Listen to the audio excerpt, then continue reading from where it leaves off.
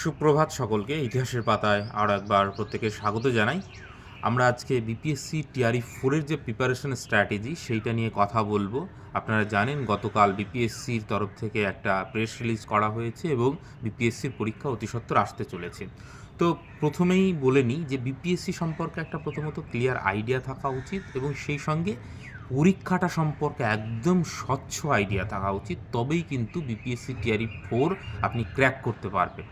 তো প্রত্যেকটা জিনিস আমি ধাপে ধাপে বলার চেষ্টা করছি এবং আশা করি আপনাদের কাজে দেবে।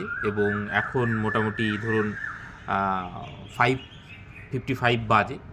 তো আমি একদম ভোরবেলা উঠে আপনাদের জন্য আপাতত দৃষ্টিতে যে বিষয়গুলো খুব জরুরি সেই বিষয়গুলোই আমি এখন তুলে ধরবো। সেই সঙ্গে আপনাদের জন্য কোন প্রশ্ন থাকে সেটা কমেন্ট সেকশনে করুন, তারপরে আমি সেই প্রশ্নগুলো প্রত্যেকটা প্রশ্নের উত্তর আমি দেব।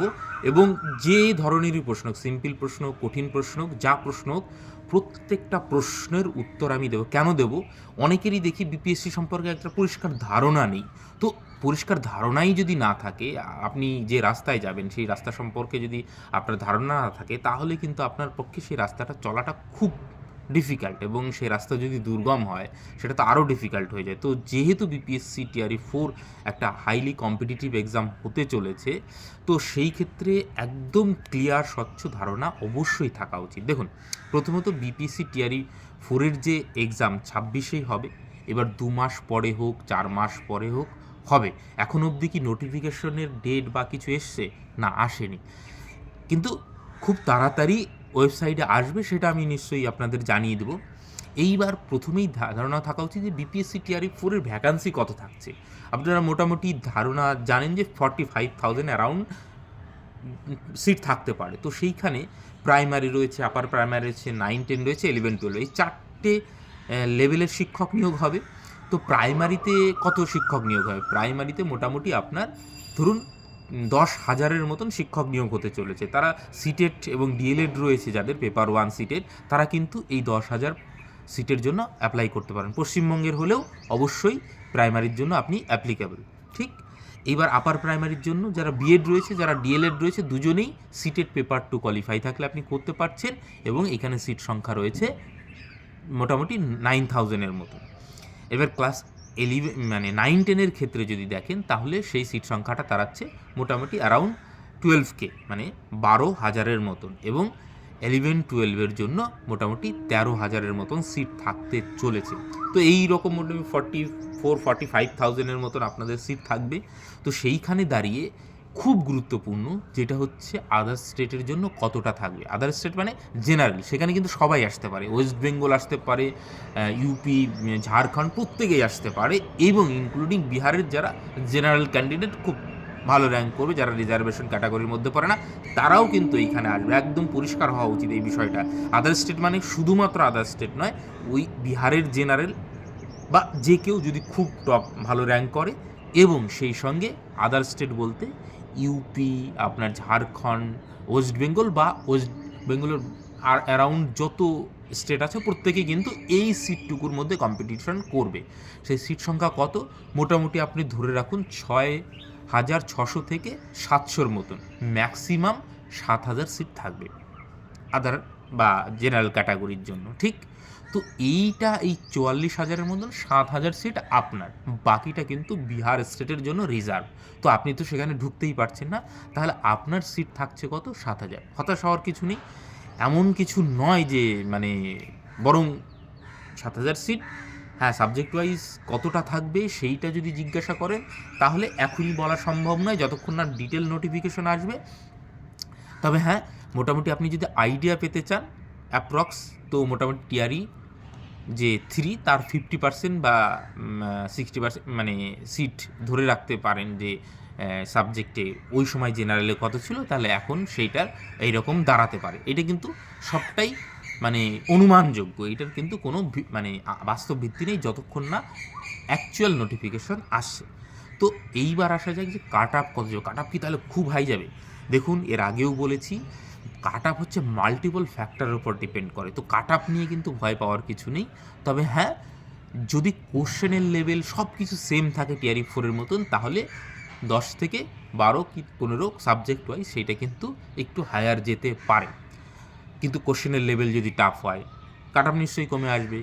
তো এই অনেকগুলো ফ্যাক্টরের ওপর যেহেতু ইয়ে করে, এখন কাট অফের দিকে ধ্যান দিলে হবে না, আপনাকে যেইটার ওপর ফোকাস করতে হবে সেইটা হচ্ছে পুরো প্রিপারেশনটা। তাহলে এইখানে কিন্তু সব থেকে গুরুত্বপূর্ণ যে প্রিপারেশন স্ট্র্যাটেজি আপনার কী হওয়া উচিত। এবার আপনারা যারা দেখছেন, আপনার লেভেল যে কোনো হতে পারে, ধরুন আপনি কিচ্ছু পড়েননি, তাহলে তার প্রিপারেশন স্ট্র্যাটেজি অন্যরকম হবে। যে অনেক দিন ধরে বিপিএসসি পড়ছেন বা পড়ে আসছেন, প্র্যাকটিস করে এসছেন, তার প্রিপারেশন স্ট্র্যাটেজি অন্যরকম হবে। তো এটা কিন্তু ব্যক্তি বিশেষে ভ্যারি করবে, কিন্তু আমি মোটামুটি একটা মানে রূপরেখা দেওয়ার চেষ্টা করছি, যেইখান থেকে আপনি মোটামুটি বুঝতে পারবেন। এবং এর আগেও কিন্তু আমি ক্লাস করিয়েছি, সেগুলোও দেখতে পারেন। এবং আমাদের যে ইতিহাসের পাতার যে জয়েন বটন, সেখানে গিয়েও আপনার বেসিকটা কিন্তু ক্লিয়ার হয়ে যাবে। হ্যাঁ, যদি আপনার বেসিকটা ক্লিয়ার না থাকে তবেই জয়েন করুন, না হলে কিন্তু জয়েন করার কোনো দরকার নেই আপনার যদি বেসিক ক্লিয়ার থাকে। এইবার আসে যে সিলেবাস। তাহলে কোনো পরীক্ষা যখন আপনি দেবেন, তার সবার প্রথমে দরকার হয় সেটা সিলেবাস। কিন্তু সিলেবাসটা হচ্ছে এক পাতা, সেখানে সিলেবাসে সেই রকম একদম সাবজেক্ট ওয়াইজ কিচ্ছু বলা নেই যে ইতিহাসের জন্য এই বিষয় আছে, ফিজিক্সের জন্য এই বিষয়গুলো রয়েছে, কেমিস্ট্রির জন্য, ম্যাথের জন্য, ইংলিশের জন্য, বাংলার জন্য, এরকম কিচ্ছু বলা নেই। কি বলা আছে, ধরুন আপার প্রাইমারির ক্ষেত্রে 6 to 8 আপনাকে সেই মানে ওই এনসিআরটি বা এসসিআরটি, বা 9, 10, 11, 12-এর ক্ষেত্রে বলা হচ্ছে যে এনসিআরটি বা এসসিআরটির বেস করে কোশ্চেন আসবে, এবং কোশ্চেনের ডিফিকাল্টি লেভেল যেমন পিজির জন্য বা 11, 12-এর জন্য পিজি লেভেলের আসবে, 9, 10-এর জন্য গ্র্যাজুয়েশন লেভেলের আসবে, তো আপার প্রাইমারির জন্য এইচএস লেভেলের আসবে, এই কথাটা বলা আছে। বাকি ডিটেলসের কোনো ওইখানে কিন্তু গল্প নেই। আপনার সিলেবাস আমি গ্রুপে আবারও দিয়ে দেবো, না হলে সেটা দেখে নিতে পারেন, গ্রুপে থাকুন। জয়েন বটন মানে কমেন্ট সেকশনে লিঙ্ক দেওয়া থাকে, যদি যুক্ত না হয়ে থাকেন। তাহলে প্রথমে হচ্ছে সিলেবাস। তো সিলেবাস তাতে আমি যা জানতে পারলাম সিলেবাস থেকে, যে এনসিআরটি বা এসসিআরটি মানে বিহারের যেটা সরকারি বই, সেইখান থেকে কোশ্চেন আসবে, সেটাই হচ্ছে সিলেবাস বেস করে। এই যে মানে ধরুন 11, 12-এর, তাহলে এই বইটা রয়েছে ধরুন হিস্ট্রি, তাহলে ওয়ার্ল্ড হিস্ট্রি যে 11, 12-এর, আমি তাহলে গোটা পৃথিবীর ইতিহাস নিশ্চয়ই পড়বো না। এইখানে আপনি যদি এনসিআরটিটা খোলেন, তাহলে এই যে কন্টেন্টটা রয়েছে, এটাই হচ্ছে আপনার সিলেবাস। পরিষ্কার বোঝা গেল?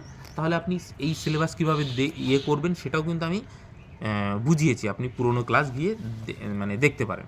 তো প্রথমে হচ্ছে সিলেবাস সম্পর্কে আপনার আইডিয়া হলো যে সিলেবাসটা হচ্ছে এনসিআরটি বেস আবার এসসিআরটি বেস। সমস্ত কিছু কিন্তু অনলাইনে পেয়ে যাবেন, আমি দরকার পড়লে আরও একবার দেখিয়ে দেবো এনসিআরটি বা এসসিআরটি কোথা থেকে পাবেন।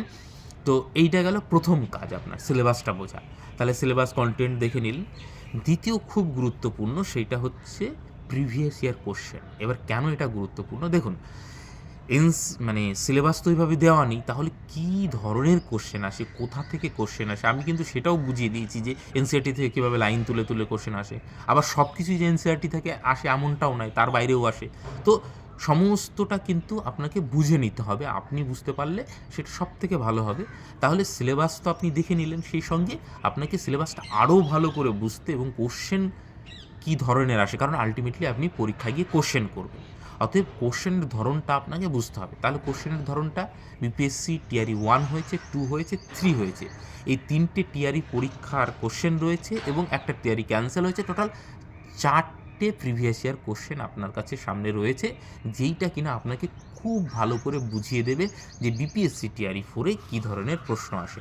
তাহলে এই এনসিআরটি এবং প্রিভিয়াস ইয়ার কোশ্চেন বিপিএসসি টিআরইর 1, 2, 3-র এই দুটো দেখলে আপনার বেসিক একটা ধারণা তৈরি হলো বিপিএসসি টিআরই 4 কি। অ্যাডভান্স কিন্তু আপনি এখনও জাননি। তাহলে এইটা করার পর আপনার যেটা তৈরি হলো সেটা হচ্ছে আপনার একটা নির্দিষ্ট বাউন্ডারি তৈরি হলো, আপনি বুঝতে পারলেন যে আপনাকে কোন জায়গার মধ্যে পড়তে হবে, কী ধরনের কোশ্চেন আসে। কারণ আপনি যদি এবার পড়তে বসেন, মানে তার তো শেষ নেই। এবং জিএসের কোশ্চেনে অনেকগুলো সাবজেক্ট, ল্যাঙ্গুয়েজ রয়েছে, তারপর নিজের সাবজেক্ট রয়েছে। তো সেই সমুদ্রে তো আপনি মানে শুধুমাত্র সাঁতার কাটতে পারেন না, কোনো মানে দিক নেই, লক্ষ্য নেই, এইসব করে কিন্তু বিপিএসসি টিআরই 4 হবে না। স্মার্টলি আপনাকে এই বিষয়টা হ্যান্ডেল করতে হবে, যার জন্য আমি এই কথাটা বললাম, এটা খুব গুরুত্বপূর্ণ। প্রিভিয়াস ইয়ার কোশ্চেন এবং এনসিইআরটি এসসিইআরটি এই দুটো হয়ে যাওয়ার পর বেসিকটা, এবার কোন এনসিইআরটি পড়বেন না পড়বেন সেগুলো নিয়েও যদি প্রশ্ন থাকে সেগুলো আমি পরে উত্তর দেব। একদম 6 to 12 পড়তে হবে কি না, কী পড়তে হবে সেটারও কিন্তু আমি ইতিপূর্বেও বলেছি, নেক্সটেও দরকার পড়লে বলবো। তো এই দুটো কাজ হওয়ার পর, আপনার বেসিকটা হওয়ার পর আপনি তারপরেই কিন্তু অ্যাডভান্স স্টাডির দিকে যাবেন।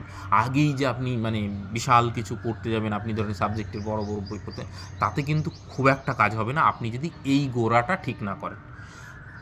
এইবার আসা যাক অ্যাডভান্স স্টাডিতে আপনি কী করবেন। বেসিকটা করার পর আপনাকে যেটা করতে হবে সেইটা হচ্ছে আপনার সাবজেক্টের, কারণ আপনার সাবজেক্টের সম্পর্কে ধারণা হয়ে গেল যে কী কী সিলেবাসে রয়েছে, সে তার ওপর ভিত্তি করে আপনার সাবজেক্টের যেগুলো বেস্ট বই রয়েছে সেই বইগুলো থেকে যে টপিকগুলো এই এনসিইআরটিতে আছে সেই বিষয়গুলো খুব ভালো করে পড়ুন।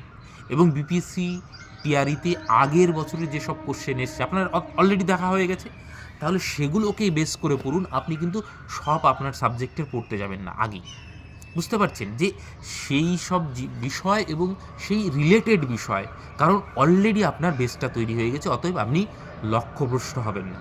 তো এইটা করার পর আপনি এইভাবে কিন্তু নিজের সাবজেক্টের জায়গা থেকে অ্যাডভান্স যে সমস্ত বই রয়েছে সেগুলোর দিকে যাবেন।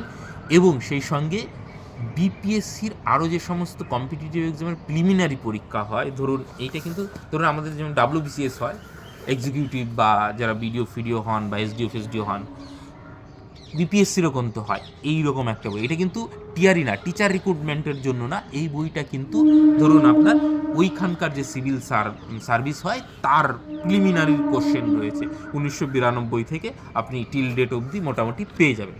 তাহলে এই যে বিপিএসসির যে মানে এক্সিকিউটিভ হওয়ার বা বিভিন্ন গভর্নমেন্ট সার্ভেন্ট হওয়ার যে পরীক্ষাগুলো হয় সেগুলোর এগুলো কিন্তু আগেই দেখতে যাবেন না, আগে আপনি অলরেডি এই বিপিএসসি টিআরইর কোশ্চেন করেছেন, দেন তারপরে আপনি অ্যাডভান্স স্টাডি হিসাবে এক্সট্রা হিসাবে ওগুলো দিকে যাচ্ছে। এবার তার কি সব পড়তে হবে, ওইখানে যেরকম ইকোনমি সম্পর্কে আসে এগুলো সম্পর্কে কিন্তু বিপিএসসিতে আসবে না।